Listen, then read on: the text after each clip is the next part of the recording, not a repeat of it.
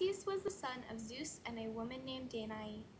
Before she had Perseus, Danae had been locked in a room because her father had heard from an oracle that her son would kill him. But Zeus is said to have impregnated Danae by sending a shower of gold upon her. After having her son, who she named Perseus, Danae was locked with the baby in a chest and thrown into the sea by her angry father.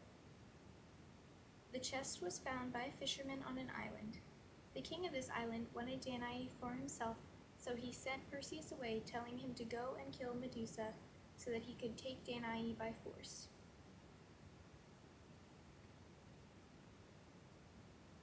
On his way home from killing Medusa, Perseus flew over the coast of Ethiopia and saw a beautiful woman named Andromeda chained to a rock. He asked her what had happened, and she replied that her mother, Queen Cassiopeia, had bragged to everyone about how beautiful she was.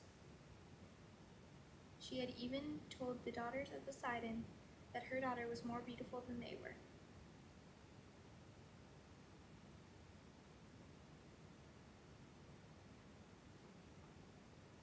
This made Poseidon so angry that he sent a terrible sea monster to terrorize their kingdom.